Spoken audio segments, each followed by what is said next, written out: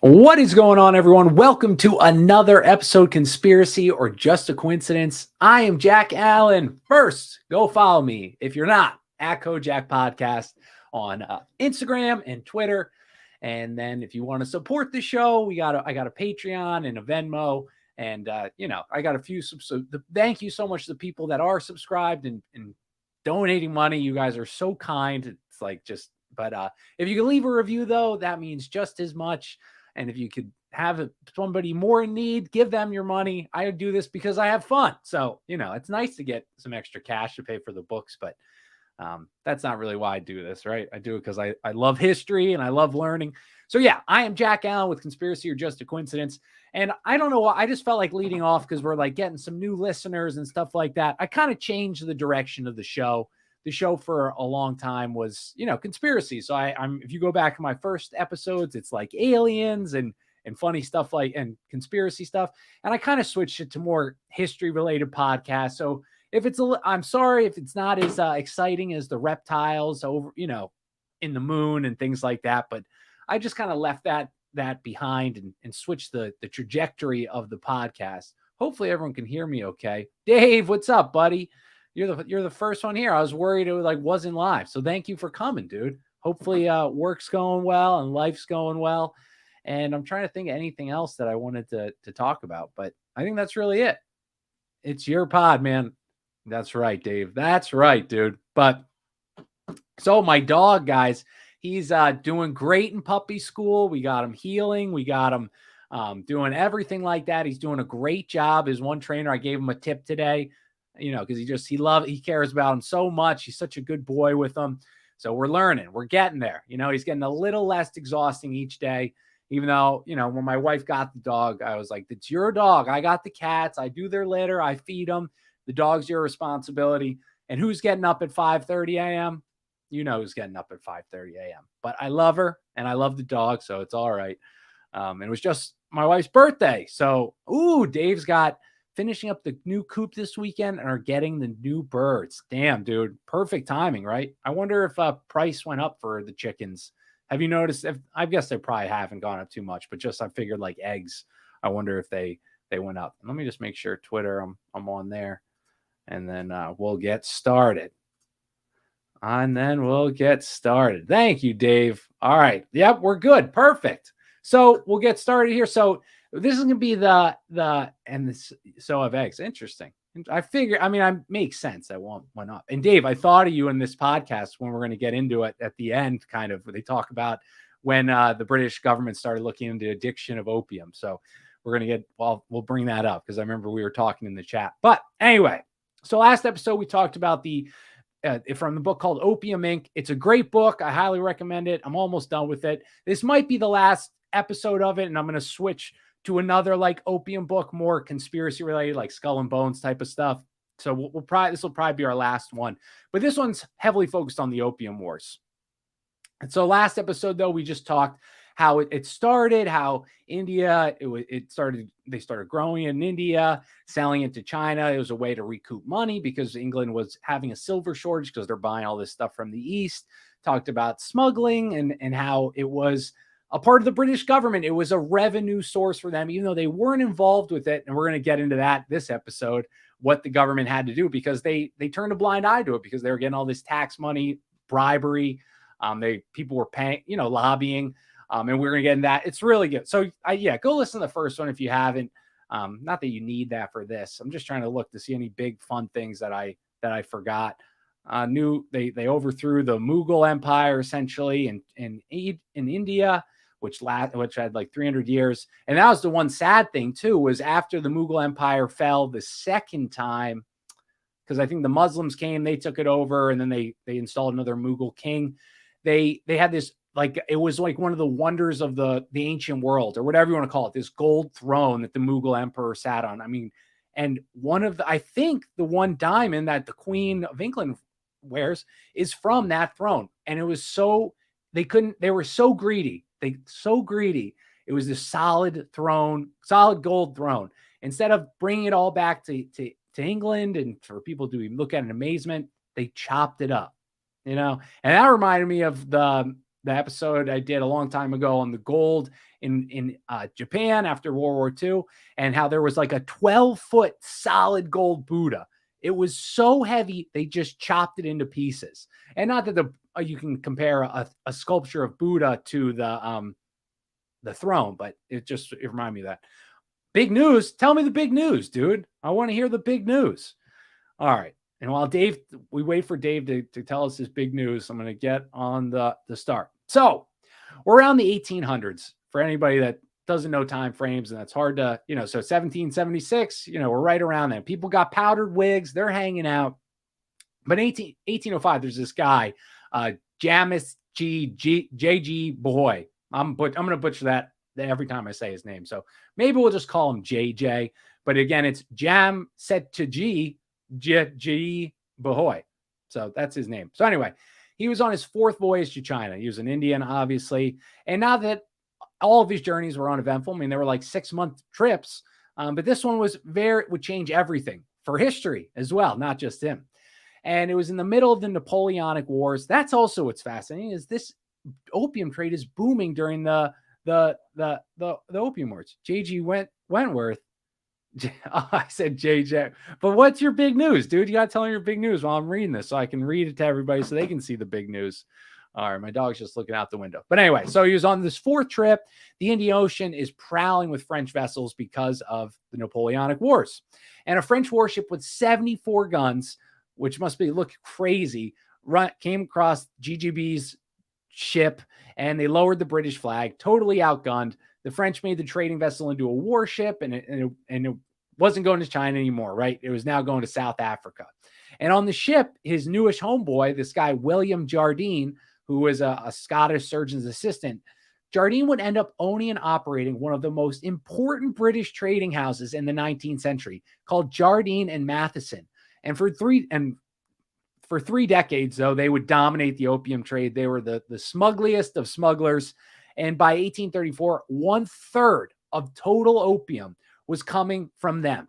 And their share just kept rising. They became a driving force for the British expansion in China. And how did they do that, might you ask? I'm taking over. Sorry, Dave's big news. I'm taking over the father's business. Was given that option over Christmas. Decided to accept the offer. Well, congrats, dude. Sounds like that makes you happy. So awesome. Good for you, dude. But so these guys, they build this empire of opium trading. And opium, though, even though we talked about this last episode, people knew what it was doing to China, kind of, but not really, right? There's no internet. Well, they made sure that what they kept out. So they funded newspapers that lionize smuggling. And so they would print newspapers like, it's not smuggling, it's free trade. God wants us to share the wealth of our nations with the world, And they push for a war with China and opium. Now, again, this just reminds me of every military defense contract company, whatever. I'm trying to think of one, Halliburton, whatever. They donate money to the news sources. So you talk about in the news, can you believe it? Iran is misogynistic. They don't like homosexuals. We need to go to war for that. They're mean. They're mean to our people. They're mean, and this is exactly what was done in the opium trade. It was the exact same thing, dude. And they pick a country, they got resources, they're making money on it. It's not going the way they want. Wait, everybody. Look what we just found over here. They are not letting the Iranian people read books about homosexuality. It's time to bomb the shit out of them. That's it. That's the only option we have left. Do you guys want to live in a world where there's a place that doesn't accept the way you are? No. Let's send Americans over there to die.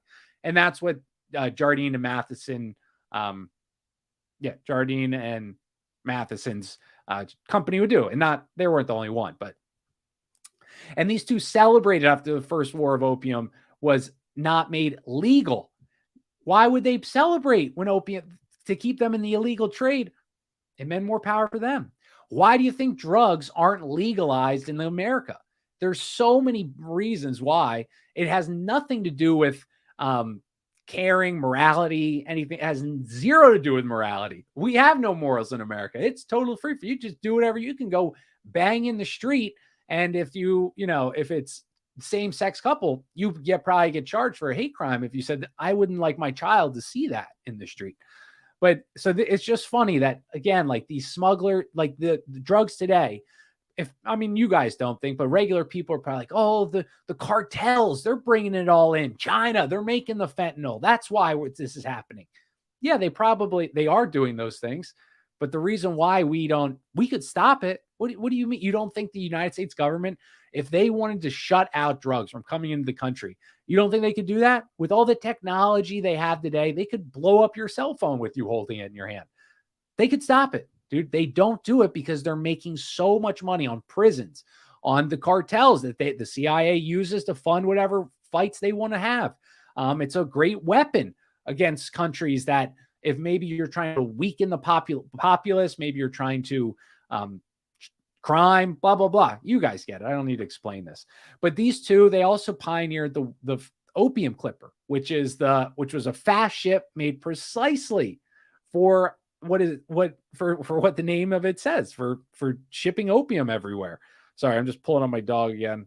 Oh, good. He's just sitting like a good boy. Good boy. But so previously, the monsoon season, they prevented ships from making this trip or made it very difficult. And their ship broke the speed record of time. And I'm branching off here, but it's just funny. Like drugs, we have no one knows, like, and in the public, how much drugs have created our current world. Inventions, just like the cartel comes up with new crafty ideas. If there's a will, there's a way, right? And so a whole new type of ship was created for the sole purpose of shipping opium. And I just found that fascinating. It's almost like, the Wright brothers making the airplane because they wanted to airdrop cocaine over the border. And their new ship, the Opium Clipper, it broke the speed records of the time. But Matheson would become so rich, he bought his own island, the Isle of Lewis, off the coast of England, and an island, like an Epstein Island, right? And he was the second largest landowner in Britain. $500,000. He built a literal castle off the coast of England. And Matheson's Holdings Limited is still around to this day and is still one of the most valuable publicly traded companies in the world. Do you hear reparations that they should pay back for all the Chinese they did? Maybe we should start that, right? I think they owe the world some money. And this is why I'm switching to the other book, because this is in the other book. But opium, it created wealth for Americans too. Skull and Bones was created by the Russells and the Roosevelts, opium dealers in America. Harvard in the 1800s was saturated with the black smoke. That's opium. The students, the whole campus was smoking opium. Princeton, same thing. The guy who helped one of the funders of Princeton, he sustained their wealth through many of the Boston's elite got their wealth through the opium trade. And maybe Princeton's not in there. I may have just added that. But Harvard was saturated with opium. And hence why Skull and Bones at Yale University was funded, because it was all this drug money was in Boston. Just crazy, right? Like, just crazy. It's just so hard for me. It's like these people are literal. It's like the Sackler family, right? Except they didn't even get in any trouble. The Sackler family had to claim bankruptcy for Purdue Pharma, but they didn't see any punishment, just like the opium dealing families of then. And just like the people that fund these cartels, make money off the cartels today. Like, do you really think, what's his name? Not Hugo Chavez, the guy that escaped out of prison on a motorcycle. What's his name?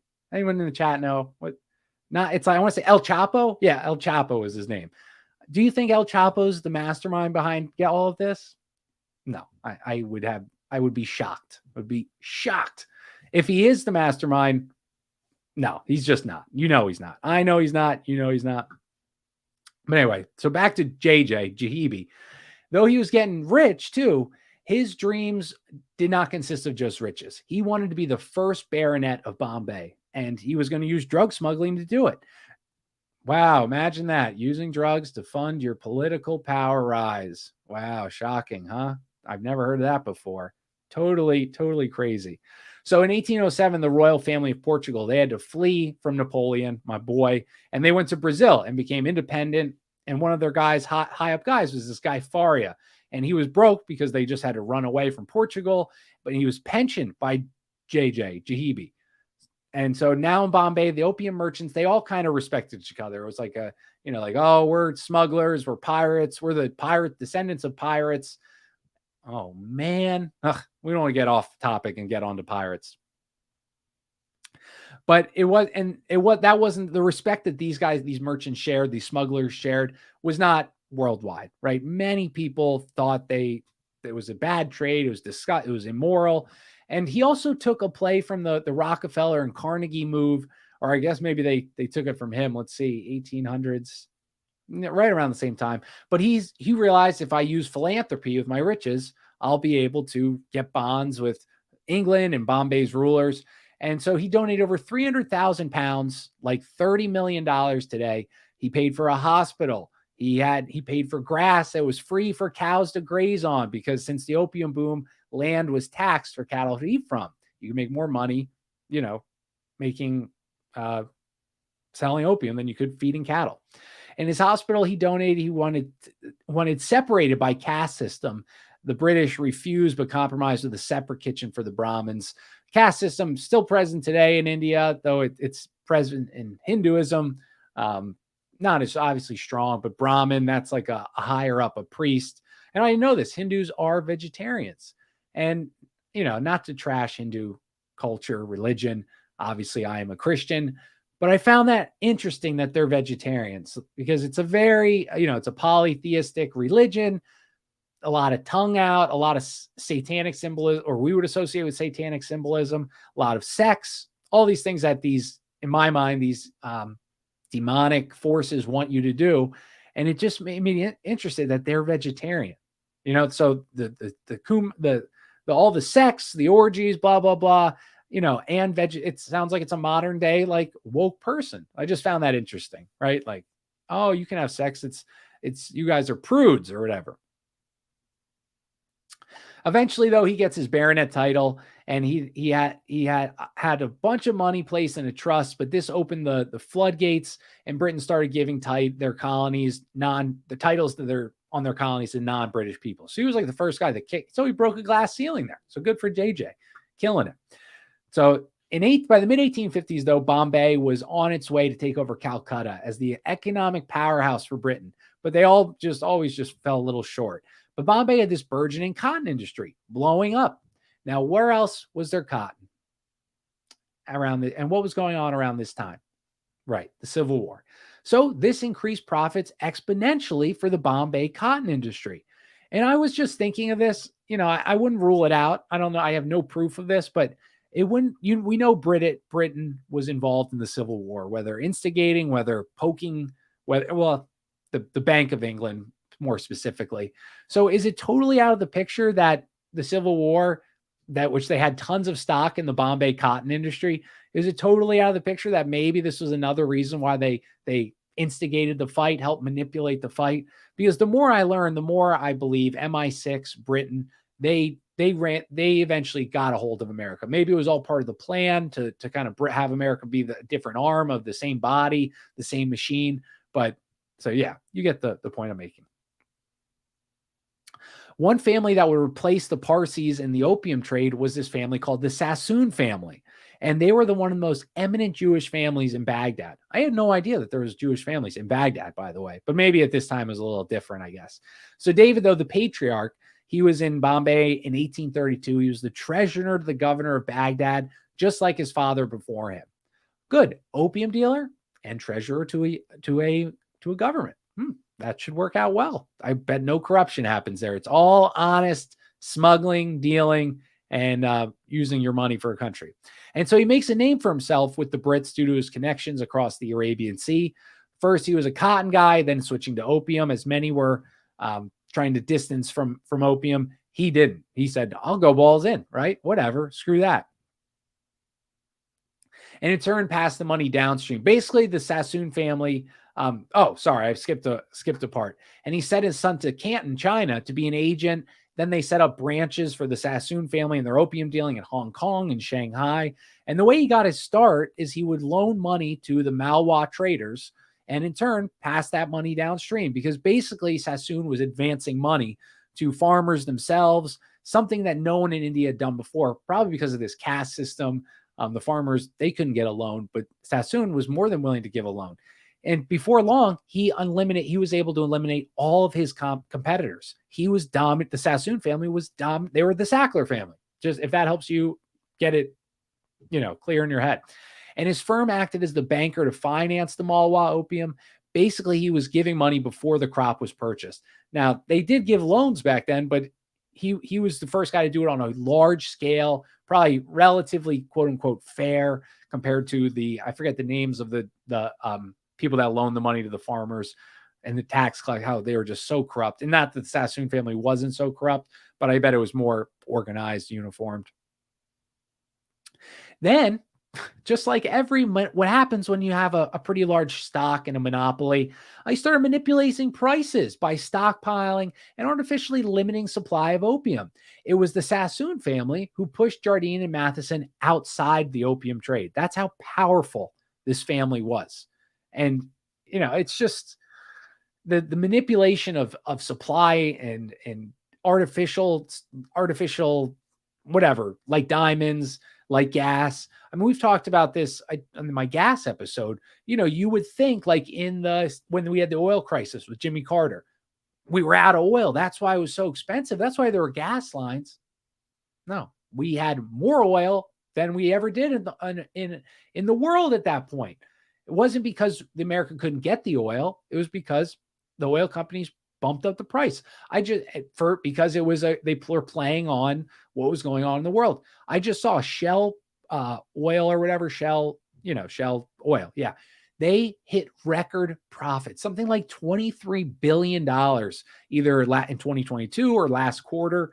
But gas is super expensive. How are they making more money than they ever did? Because they're just charging more. And I'm not a communist that says that this should be regulated, but I wouldn't say that's fair. Is that really free market, or is that a monopoly that you have the power to manipulate prices like that? His cotton mills, Sassoon's, employed over 15,000 Indians, and his son Abdullah, which is a funny name. You wouldn't think, a Jewish guy would name his son Abdullah. I would think that's like a Muslim name, but anyway, he took the name Albert. I would too. If my name was Abdullah and I'm dealing with the British and the Americans and Europeans, I'd say, call me Albert. That's like my name being Gigi Hebe, right? No one can say that. So I'd say, just call me Jack, right? All right. So Albert, he moved to England in 1870. He's running the Sassoon family business there. He would eventually marry a Rothschild. Ironic, because they were known as the Rothschilds of the East. That's how powerful this Sassoon family was, dude. And it's just, I don't know. It's crazy just how these power families, these people that control it, they marry each other. They keep this wealth within this little circle at the top, just like the Rockefellers have done, just like the Morgans have done, just like every billionaire rich family has done. It's just and I understand, like that's your social circle, that's your class, but it's just crazy, right? And continuing with this, because of their presence in Shanghai, they saw there was an influx of Jewish merchants that came to China, and one of Arthur's sons, Arthur Sassoon, Arthur, that's that. One of Arthur's sons would become the founding member of the Hong Kong and Shanghai Bank, which would become the HSBC. So HSBC, everybody, is an opium bank. That was how it started. And if you don't know HSBC, it's a huge European bank. It's like Wells Fargo for Britain or whatever you want to call it, but it was created because of the opium trade. Right? I mean, that's insane, dude. A financial institution that is a paragon of power in 2023 was started from the opium trade. The same way the Roosevelts and the Russells, a family that had two presidents, so many powerful people, built on opium, built on drugs. How many pharmaceutical companies have built their empires on drugs? Granted, they might be legal drugs. Boehringer Ingelheim, $1 billion company. It's a private pharmaceutical company. All the we already went over Purdue and the Sackler family. I don't know, how Pfizer, I don't know if there's any families that really dominate those, but still. So basically, though, another one of the sons, they became a bank a chairman in the Bank of India. Most of the family were secularly Jewish, allegedly, and essentially India became a narco state. Opium was propping up both Britain and the Indian economy. As the national movement in India grew, they remained totally silent on opium. And like controlled opposition, right? Like, we deserve freedom from Britain. They're colonizing us. They're beating us up. And then people say, yeah, let's break away. The thing that's allowing them to be enslaved and just pillaged, opium. Should we get rid of it? Oh, no. Wait, don't mention opium. Because they're getting paid. The people creating the nationalist movement, again, are probably controlled opposition. The same way the Daily Wire is controlled why the Daily Wire will never be kicked off YouTube, while PragerU will never be kicked off of YouTube. It's not because, they straddle the line, they know it. No, it's because if those things didn't exist, people would go look out elsewhere for places to listen, to learn, to find a group of people that think the same, act the same.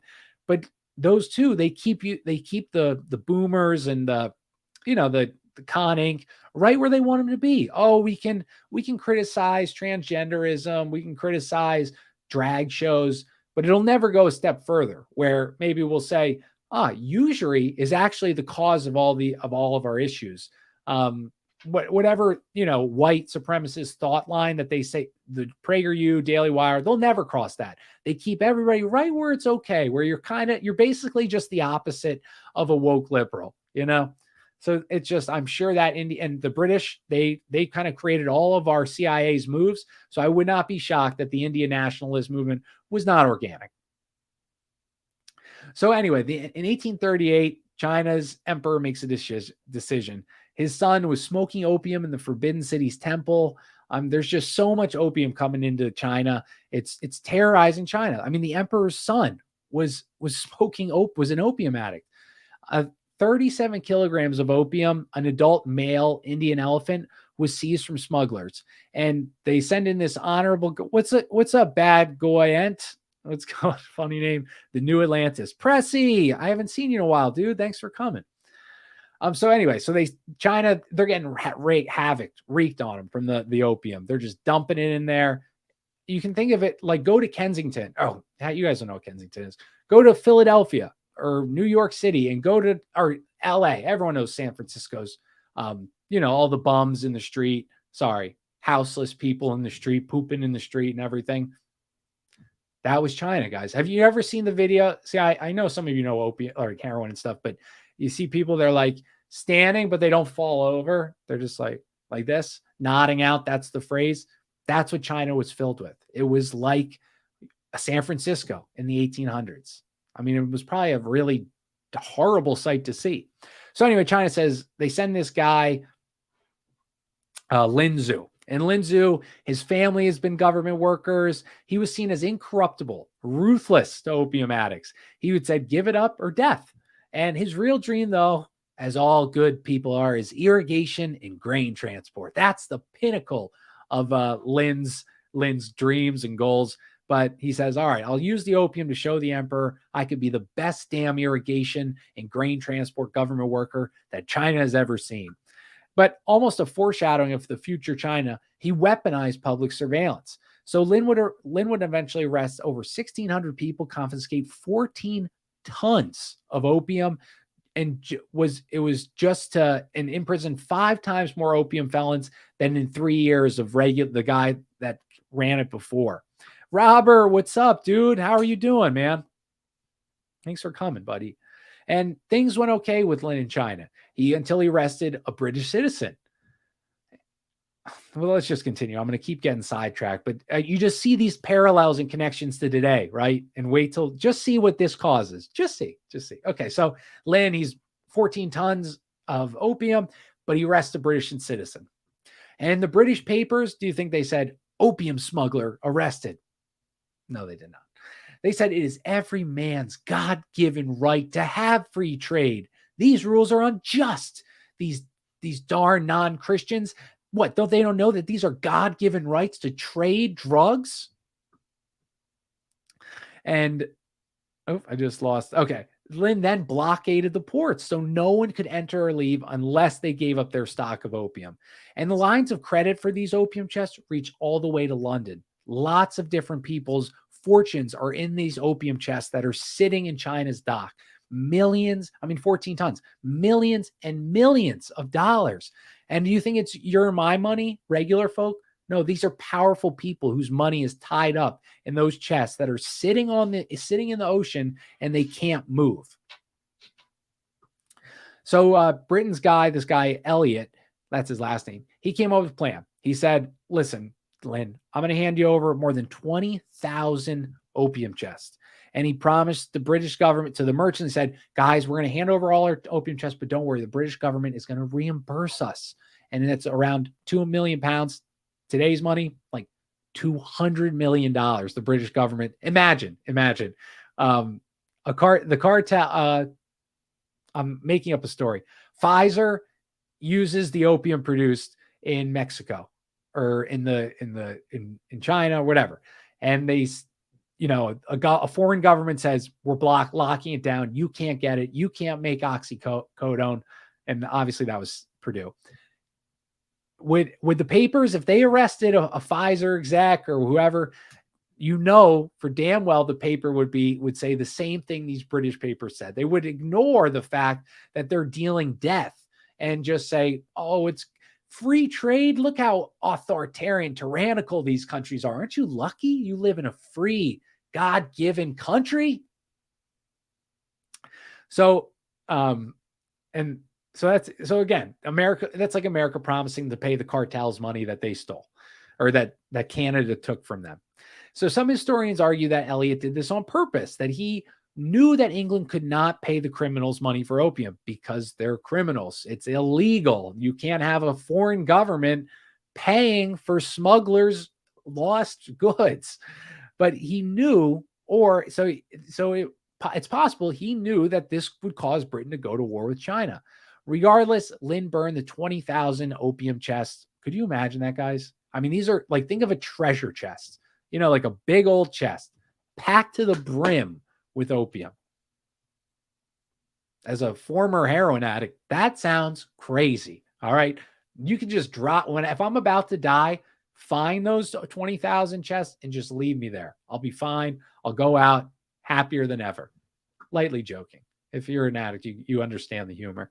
Hopefully. But anyway, okay. So he said, regardless, so Lin burned the 20,000 chests. It took 3 days to burn all the opium. I'm sure many guys were like trying to sneak in, like, wafting to themselves. And the warmongers in Britain, who probably had lots of cash in the opium game, was putting up how this jailing British merchants required Britain to fight back. Required. God-given right, everybody. And then to make matters worse, some British smugglers, who were stuck in Lin's blockade, they got a hold of some local liquor or whatever, and they got drunk. They destroyed a Buddhist temple, and then they killed a Chinese man. So Elliot tries to hush this up, right? He's working a deal. He's trying to get everyone to get along so they can get this opium trade going again. He tries to pay off the Chinese man's family that was killed. But Lin found out and he said, you give me the soldiers that did this. I'm sorry, it was British soldiers, not smugglers. And he said, give me the soldiers that did this and I'm going to execute them. And Elliot, instead, before Lin could, really talk to him, he had a trial on his ship and he found not guilty. No way. Shocking, right? Not guilty? Oh my God. There just wasn't enough evidence that these drunk sailors killed this person. Not enough eyewitnesses, I guess. Maybe the DNA didn't match. And so he said they're not guilty. Lack of evidence, and sent them back to Britain. Lin was flipping out, right? He banned all trade with the British, even essential supplies like food and water, blocked. Nothing.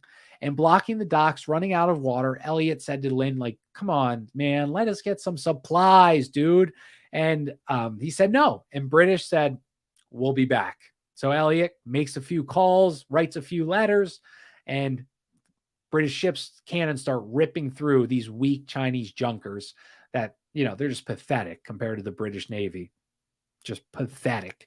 And there were still the millions of burned opium to deal with. Tensions are rising, obviously. And Britain's warmongers, they're ready to go to war.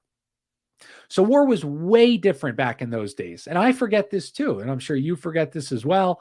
You couldn't just pick up a phone and say, let's drop it. Let's go. Let's roll. Isn't that what they say for 9/11? The guys on the plane said, let's roll.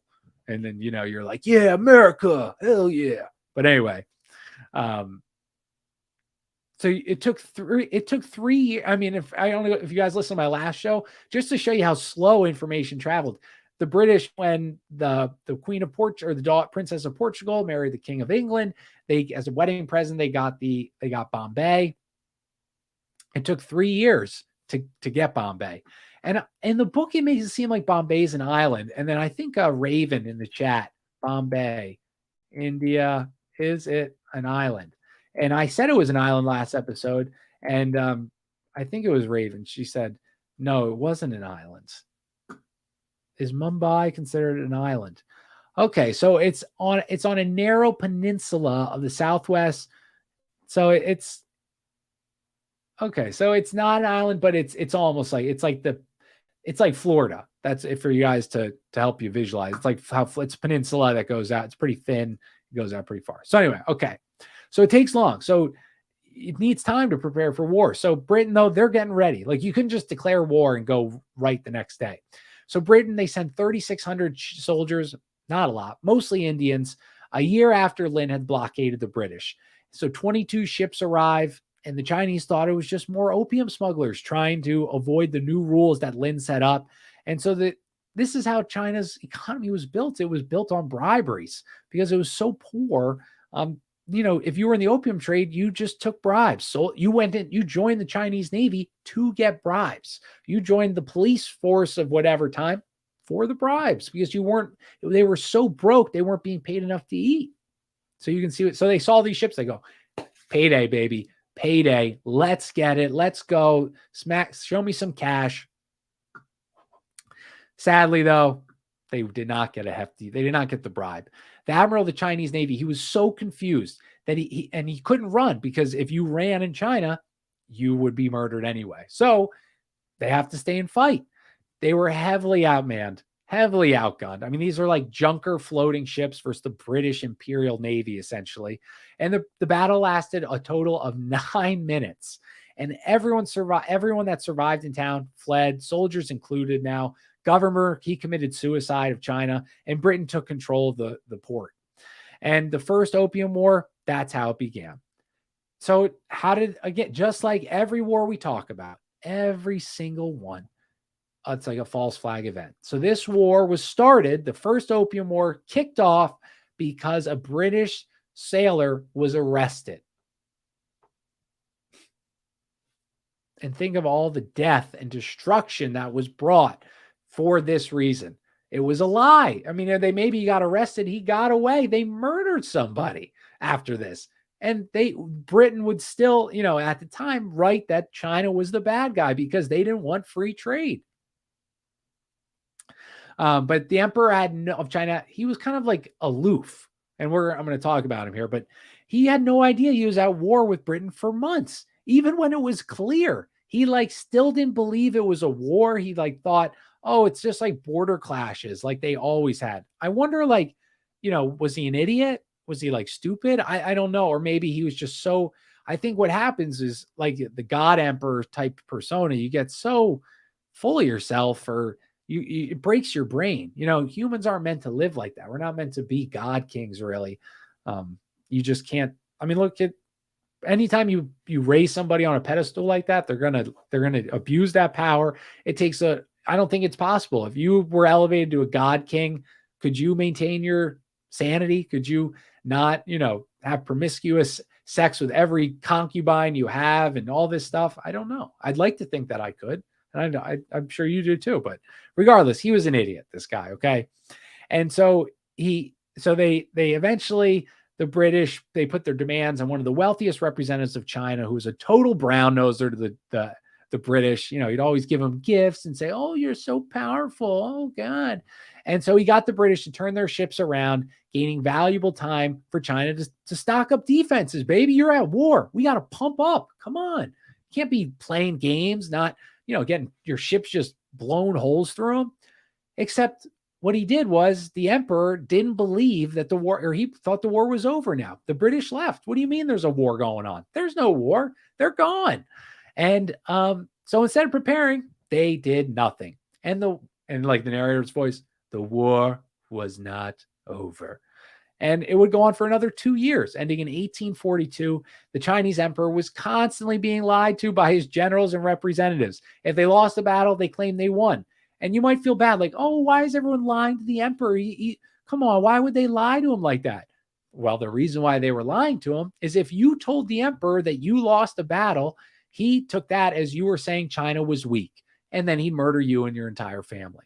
So not the best way to get people to tell you the truth when you murder them and their family for telling you the truth, but so sad how the story is unfolding. Asia had such great nations, tribes, and individuals. It's true, dude.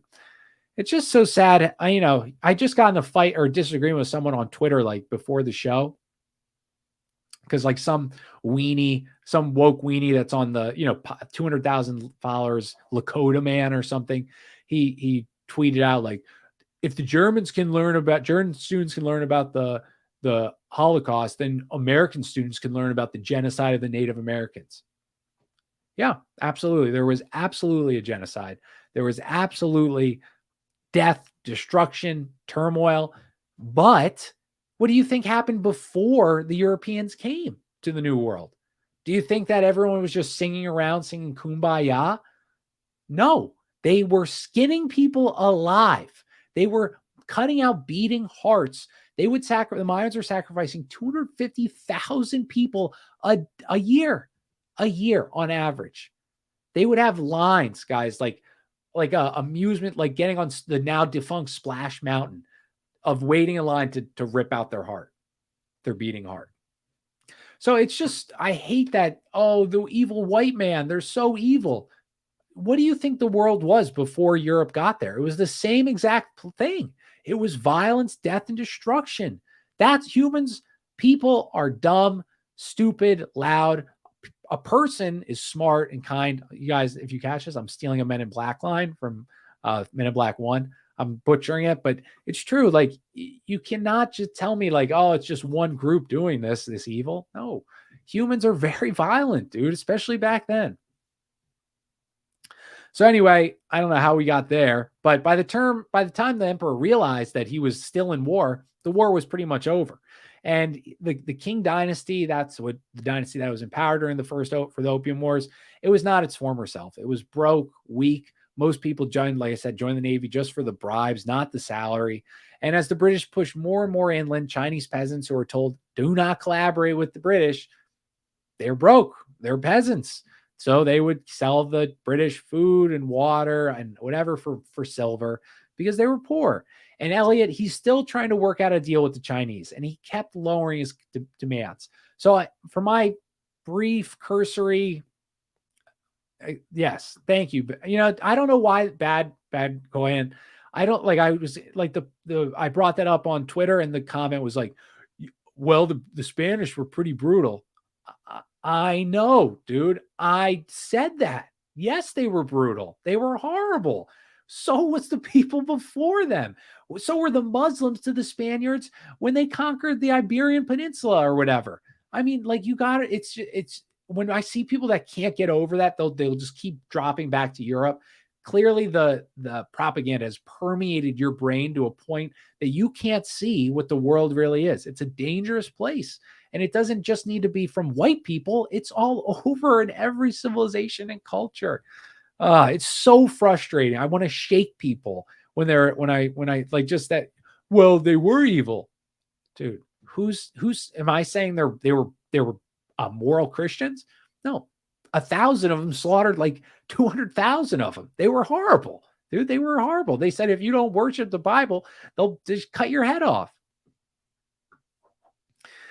So anyway, the King dynasty was Elliot. And so I think he's kind of like, he's literally doing his best. I'm not saying he was a great guy, but he was trying his best because he felt bad for China. He lived like in China. He worked with China. And so Britain had all the cards, dude. They could unleash whatever fury they wanted to on China. And Elliot kept lowering the demands. Like, okay, you don't need to do this, guys. Just come on. You got to let this go, though. And he just keeps lowering and lowering. He wanted good relations, basically. He wanted a trading partner. He wanted an ally. Well, he didn't know that Britain didn't care about having an ally or a friend in China. They had the power and they wanted all the power.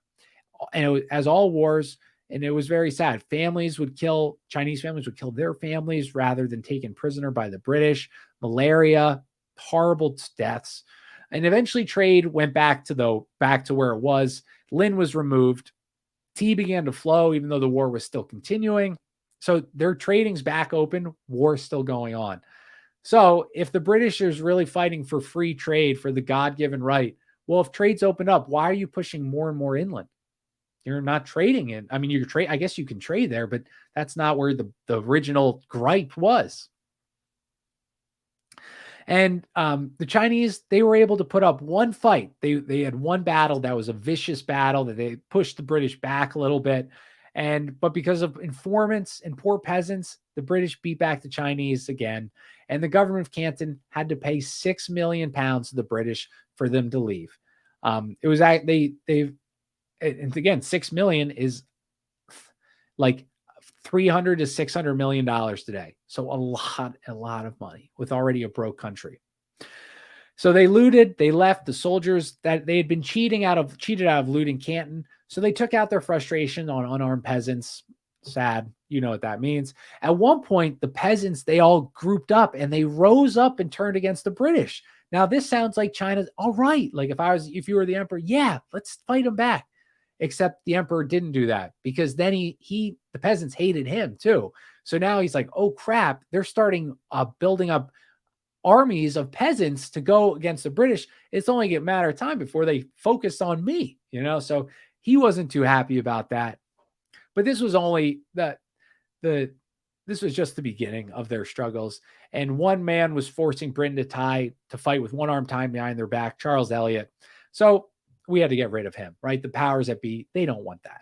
So when he returned to England, his reputation was in shambles. Papers either wrote him as an idiot, as inept, or cowardly. Regardless, though, a treaty is signed and a new guy takes his place, Henry Pottinger. And the brutality that we just heard about was only the first step. He was just beating up on the Chinese, no matter how many men they had. His translator was this Christian missionary that negotiated with China, and the king prohibited Christian missionaries from entering their land, but they also banned opium. So Christian missionaries were all over China. Yeah, you get it. And many missionaries would join the opium companies as employees and would enter China under that guise.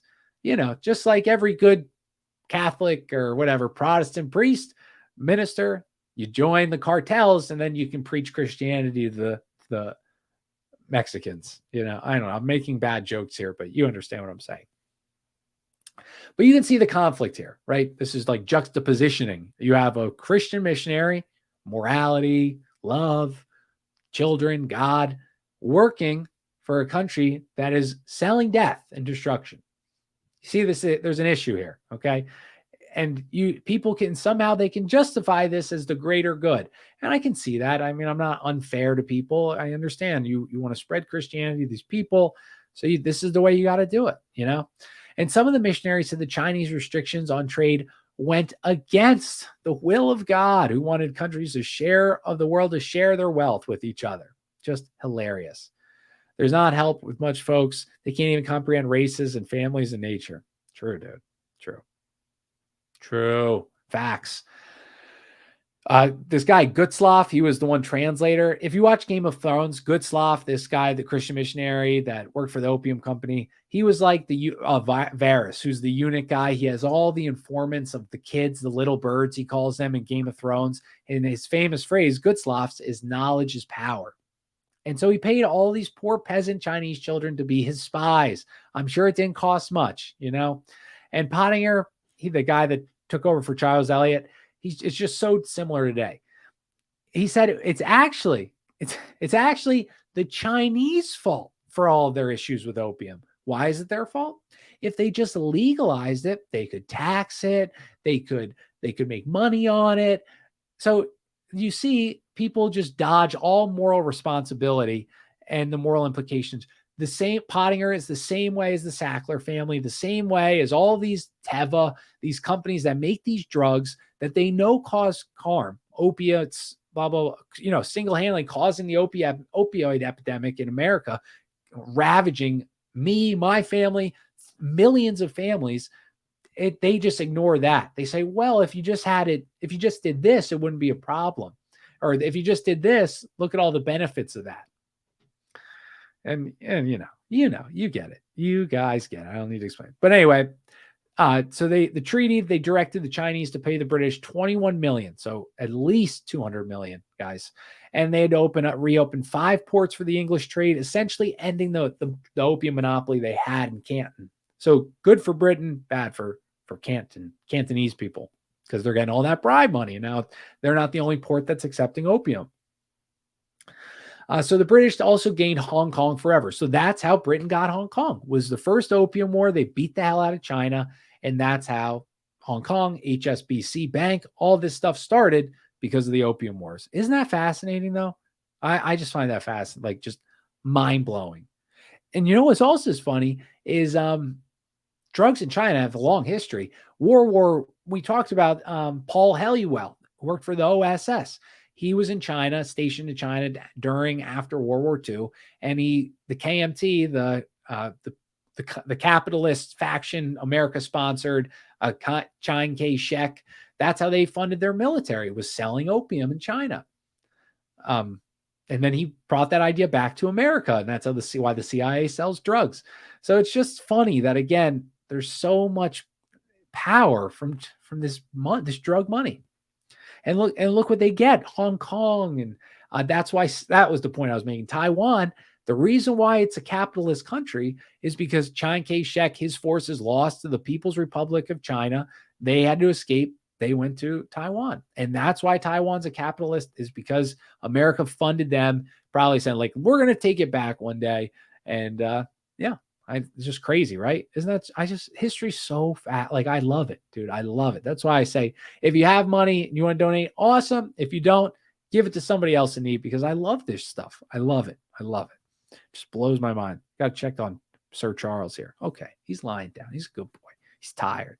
He was at puppy school all day from 8:30 to 5. So that's a long day.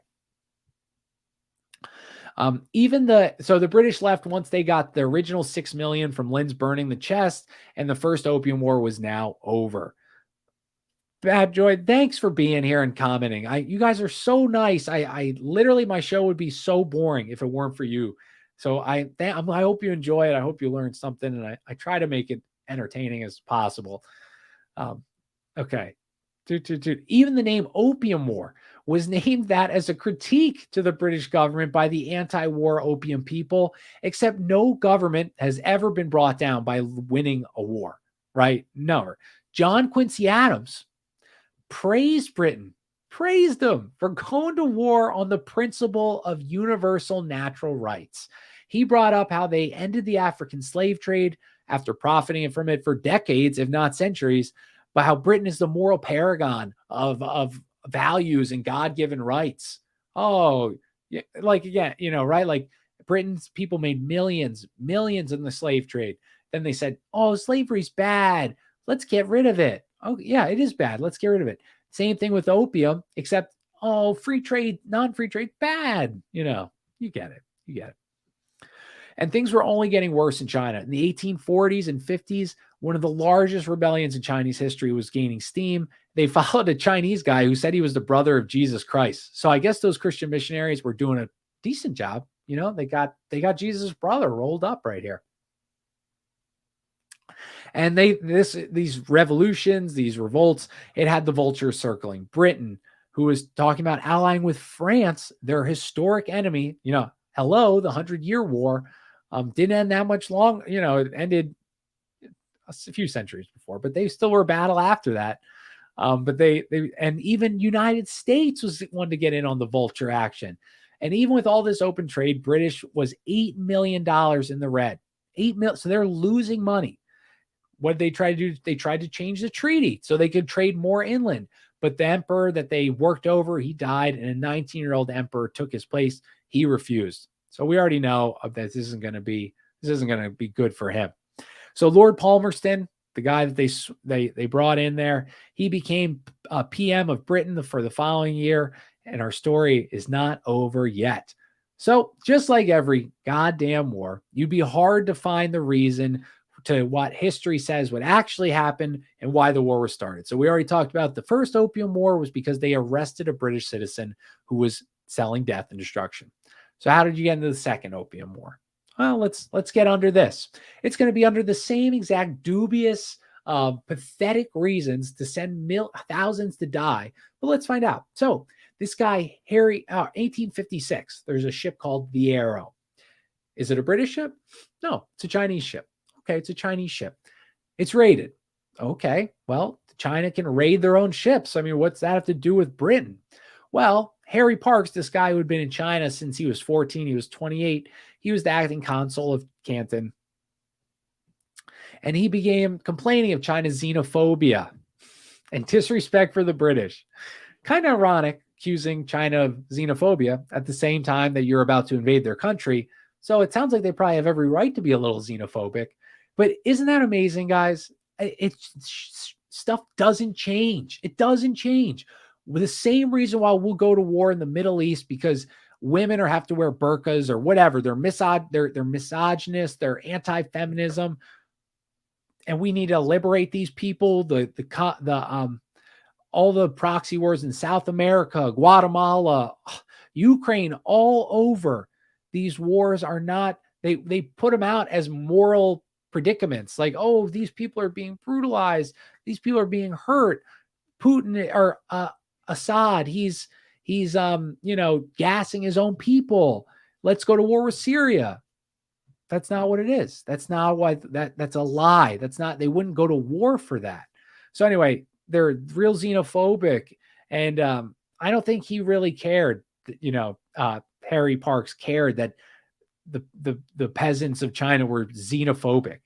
And I find that hard to believe. The same way I don't think America really cares, or the powers that be, that Muslim countries are mean to women and they can't drive.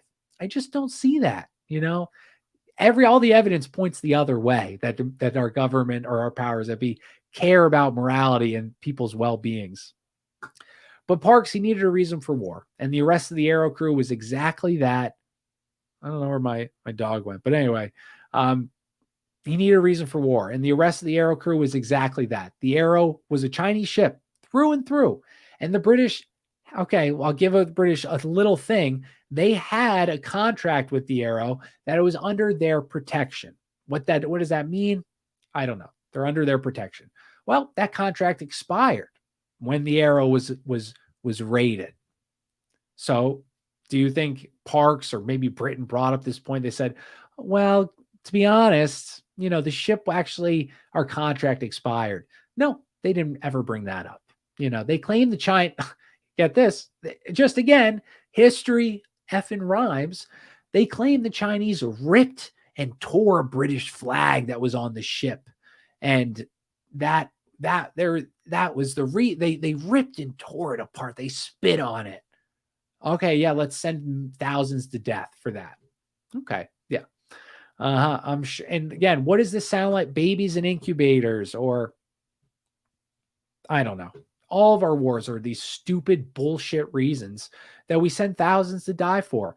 But so that's what the British, for the second Opium War, they raided a Chinese ship that was at one point kind of under British protection, and then they ripped and tore a British flag, but actually it came out there was never a British flag on the ship. So they lied. They lied to start another war.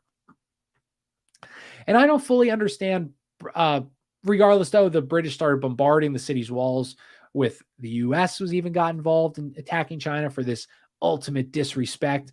But regardless, Britain started, I don't fully understand British politics, but Palmerston, the PM, this warmonger, but because of the troubles in India and China trying to kill Napoleon III, they got caught for doing that.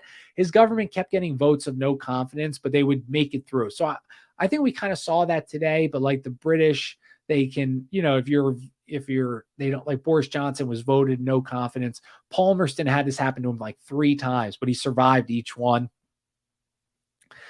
During all of this, the war in China continued through the French, and they joined and just beat the hell out of the Cantonese ports. So in 1858, another treaty is signed, opening more ports, allowing Christian missionaries, effectively legalizing opium.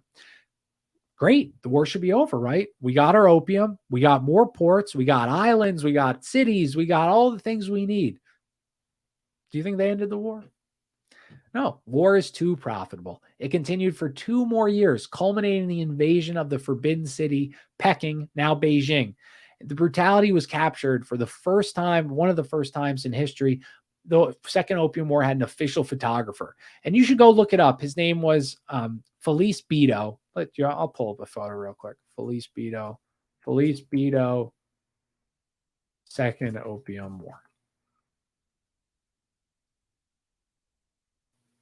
So this was the first war that was shown on TV. So, or not TV. What the fuck am I talking? Oh, sorry. What the hell am I talking about?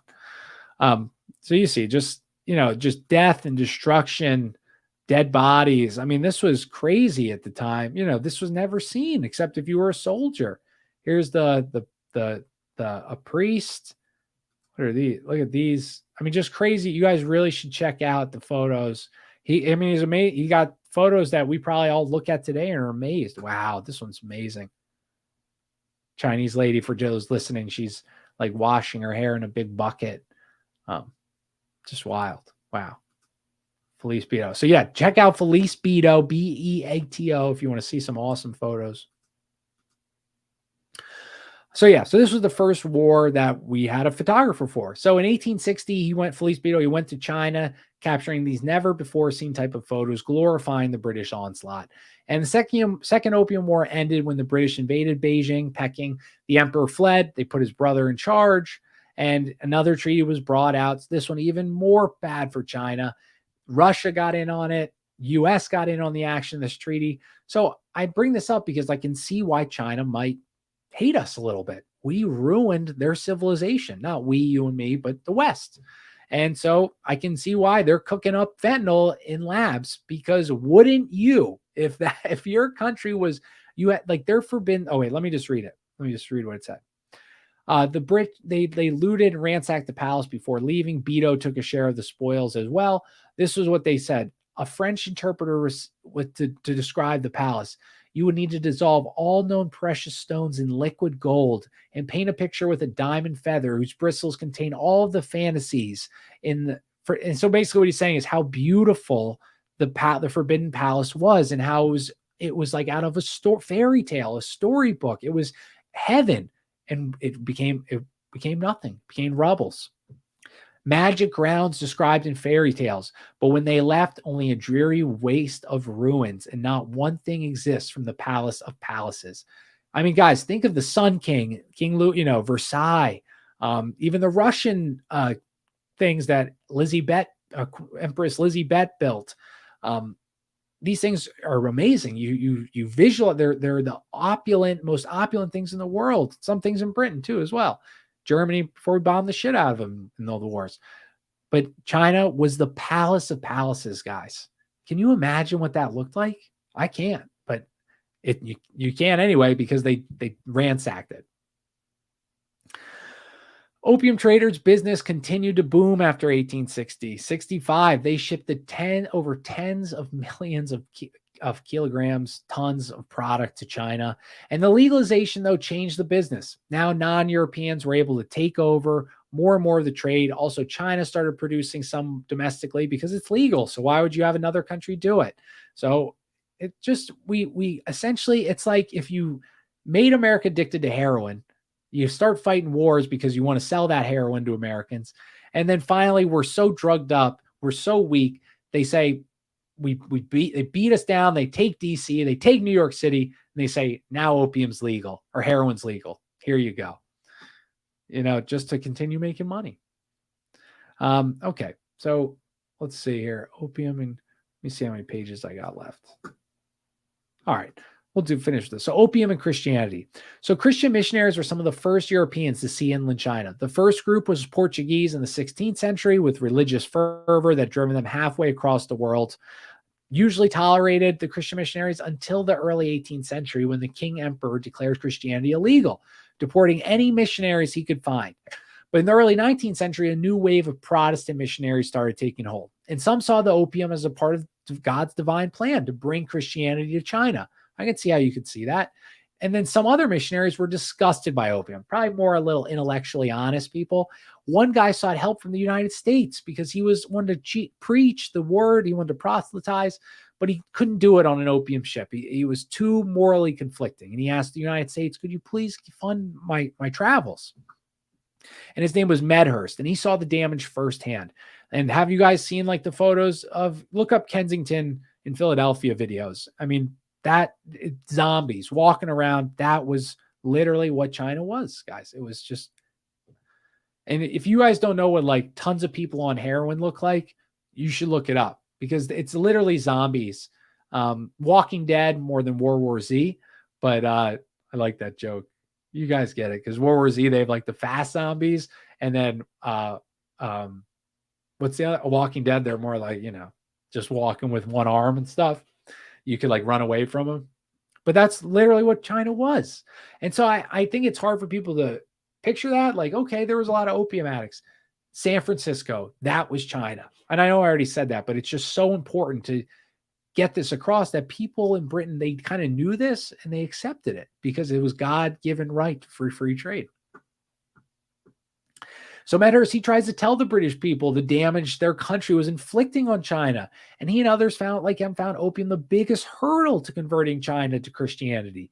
It also looped, remember how we were just talking about the evil white man, the Europeans? Well, it was also made all the white people the exact same. There was no difference between an opium smuggler and a missionary to the Chinese. They came up with the term Jesus opium, and it was referred to the concoctions many of the missionaries fed to the people with addictions as cures. Hey, Boondocking Billy, I don't think I've seen you before, so thank you, sir, for coming in. And you said, there is my dog. You said, I walked Kensington when I was a kid. Now it's freaky stuff. Dude, wow, you're from Kensington? Or you lived around there growing up? I was there. I've been clean like 5 years. So I was there, 5 years ago, and it was bad then. And I have only seen it's only gotten worse with all the woke, don't put criminals in jail. If they're just stealing, let them alone. They're not hurting anybody. They're $1 billion corporation they're stealing from. All true. But no, you need to get these people off the street because they're going to just never get better. Bucks County. Got it. I'm in Montgomery County, Boondocking Billy. So are you still in Bucks County, dude? That's hilarious. Small world. Yeah, cops just watch, dude. I'm friends with this undercover drug cop. He went to my gym. So we would reminisce about Kensington. And I asked him like 2 years ago, I said, is it getting worse? And he said, it doesn't, it's even like to new levels. It's like San Francisco. Okay. All right. So Dave, if you're still in the chat, this is what the chapter made me think. This is our last chapter here. But so Dave and I last show, he was in the chat talking about how, because I said, I don't know when people knew about the dangers of opium, like when they accepted that, when they realized you get addicted and you will get sick, blah, blah, blah. And he said, oh, they probably always knew. And I kind of disagreed with that. I don't know. But so let's get into it. So in 1831, there was a parliamentary investigation, and Pottinger, the guy that took over for Charles Eliot, the weak Charles Eliot, who was unable to discover a single case. He couldn't find one of the misery caused by Britain importing opium into China. Has there been any damage? There has not been a single case of misery. What about that group over there that's just falling asleep, standing up? They're that relaxed. Do you think that looks like misery? I'm just playing jokes here. From the 1830s on, Britain's imports of opium began to rise. This dude once told me I should do meth because it's not addictive. Was he working for the opium smugglers in Britain North? That's what we need to ask him. Ask him, Do you work for the Jameson Matheson Company, the opium smugglers? Hey, what's up, Bishop Gary Taters? Dude, I've never seen you in my chat before, but amazing name, first of all. Hilarious. Wow. You got to follow me. I want to follow you on Twitter for that name alone. Hilarious, North. Hilarious. So anyway, so in 1830s, Britain starts importing opium to their country because you got to make more money, right? You can't just keep sending it to China. So back then, more working class people were all turning to opium. I was really for any sickness, babies were doped because the mom had to work because there was, just like today, it was horrible conditions. And so you couldn't have a crying baby and so in the factory or whatever. So they would dope their baby up so they would sleep while they worked. And you, as a child, you could work as many hours as age you were. So if you were 10 years old, you could work 10 hours a day. If you were 9, you could work 9 hours a day. Because a 10-year-old, that's what they should be doing, working 10 hours a day in a factory canning. But then in 1857, a member of parliament OD'd on laudanum. And we talked about that last episode. That was like one of the opium concoctions of pills that Britain chemist, maybe a German chemist or a Britain chemist made. And among this and the worry of infanticide, opium public perception was beginning to shift. So in the 1850s and 60s, laws were created to regulate the exploding British pharmaceutical industries. 1857 Act demanded opium be put under lock and key. Every sale, which I don't know how they did this, would have to be recorded and witnessed by a third party that knew both the seller and the buyer of opium. But by 1868, another Pharmacy Act was passed, removing any mention of opium at all. Didn't bring it up, just ignored it. I wonder who wrote the law. Probably people that are getting paid by opium. Oh, God. But data was finally being collected about opium, and research was discovering the physiological reactions to opium-based products. Like, oh, wow, if you take it for 2 months and you stop, oh my God, you get sick? You feel like you're dying? Can't be from the opium. But the Society for the Suppression of the Opium Trade, the SSOT, in 1874 was created with Lord Shaftesbury as the president. Isn't that fascinating too, guys? 1874. I mean, World War I really changed so much stuff. I love World War I. I did a show on it a while back, long time ago. If you want to learn more about World War I, how Britain was all Britain's fault pretty much, check it out. But yeah, so 1874, this community was created, and the president of it was this Lord Shaftesbury. And while he was the face, though, the Quakers were behind the moral force. They were also the force behind the abolition of slavery. So kind of woke Christians of the day, LGBTQ friendly Christians of yesterday. And I'm joking because obviously slavery is not equatable to having rainbow flags outside your church, right? I'm making a joke here. But some Quakers would eventually become in Parliament.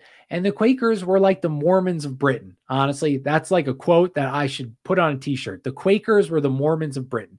Very wealthy, closed community, kind of viewed as odd, doing some things that aren't really socially normal, acceptable, like the quaking or the Mormons having all the wives. You understand. But Edward Pease, the Quaker, he's the guy that got into Parliament. They had to remove the rule because you had to have a swear-in ceremony, and the Quakers, they would not swear on anything. That was their rules. So Lord Shaftesbury, the president, suppression, opium people, he would die, and Pease would spearhead the debates 5 times in the 16 years between 1875 to 1891. But do you think the Quakers' debates and all these things mattered? Do you think that helped, demonize opium anymore? Do you think it helped British government say, you know what, maybe it's kind of mean that we're doing this. Maybe it's immoral a little bit that we're dealing death and destruction. No. Morality is good, but it never outweighs millions in your bank account for most people. And not only that, many of the anti-opium, this was fascinating. This is a great part to kind of end the show on. So this anti-opium groups, right? You had some powerful, rich people being against opium. Morals, right? They're good, rich people. They're kind. They care about you and your family, the Chinese and their families. They don't want to see death and destruction everywhere. Is that why they did it? Is that why they're anti-opium? Oh, no, no, no, no. It's because they had huge shares in the cotton and textile trade in Bombay. So if they shut down the opium trade, what's Britain going to fall back on? Cotton and textiles. So their stocks are going to go up. And what does this sound like to me today? Just everything, right? Like the propaganda that's put out, like we need to stop this. And because you're not looking over here, you're like, yeah, I agree with that rich person. Yeah, this, but really it's because they've got another reason why they want to do this. Why did England have to be so cruel? Is because the only way to be on top? It's a good question, dude. And I don't, and like we say England, just I say it like we caused this damage and stuff, but it wasn't England, right? It was these powerful bankers, Rothschild, the Bank of England, they're power players that were getting money from the opium trade. These are the evil people that can sleep on their pile of money instead of their morality that they're worried about at night. And we have the same issue today. And all countries have this. All people have this issue. But it's just, I mean, Britain was just so powerful for so long, kind of like America, except, public perception was kind of more important in our time. Yeah, more like absolutely North, more like they. I love saying they. My dad will always be like, who's they? And I never know what the answer. I've got a few ideas, but you can't really put your finger on it. So eventually, that was a lot of the anti-opium power people had stock in other commodities. So basically, the only people caring about the moral standpoint were the weak, regular working class folks. The war against global warming. Dude, I bet we could tie that to the opium trade so well. Like, this is great, Bad Joy. Such a good job. That was so good, dude. The global warming and the electric cars. So, climate change, bad. Boo, cow farts, gas, evil, gonna kill us, white supremacy. Oh, let's go electric on everything. Don't look over here that we're having slave labor, looking like we're in like building the Egyptian pyramids over there in Sierra Leone or wherever they're building, they're Liberia, wherever they're getting the lithium from. I mean, have you guys seen those videos? It's literally looks like it's like an ancient construction process. There are just thousands of people just with shovels, hand tools, digging, kids waiting on the side, digging up lithium. But climate change is evil. Ooh, it's coming to get us. Ooh. And real quick about climate change. So they always say it's 5.5 degrees warmer than it was in like the colonial times. True. The colonial times were the coldest times on recorded history. 300 years before the colonial times, it was our temperature. So they do this as a lie. It went up 0.5 degree to what though? It went up from the coldest time frame on recorded history, the colonial time period, went up 0.5 degrees. So it's actually the same exact temperature pre-industrial revolution, pre-gunpowder, pre-everything. Isn't that fascinating? Some folks are really against nature, won't even go near the waters or forests because there's fresh air. Yeah. They is the humans enslaving you. I love it, Bishop Gary Taters. Love it. Let's ask Bishop Gary. What was his name? Gary Tate. Now your name's confused me. Larry Gators. Oh, I'm dyslexic. I always do that kind of stuff. So anyway, all right. So eventually, though, the new prime minister attacked the opium trade, gained power. This guy, William Gladstone. This is our last thing. So it's hilarious. So William Gladstone, he gets voted because he's anti-opium. He cares about morality. He's a Bernie Sanders type fella, like, oh, I want to help the little guy out. Worry about these poor Chinese people. So they vote him in. He takes power. He says, I'm coming after opium. His base probably goes crazy. Yeah. Just like Donald Trump. We're going to lock her up. Yeah. Yeah. And so then he starts a commission, right? He says, let's study it. So the commission starts, he says, let's study what has to be done to slowly phase out the empire's dependence on opium revenues. Sounds good. Well, what do you think Gladstone then did? Well, then he changed. Probably because he just got a big deposit in his bank account. Instead of what had to be done to remove British's reliance off of opium, he changed it from what had to be done to does it have to be done? Is it really bad? Maybe we got bad info. Let's do a thing to find out. So the anti-opium coalition was up in uproar. This was their guy that was going to take down the opium trade and boost cotton stocks. So he creates this, so he creates this commission.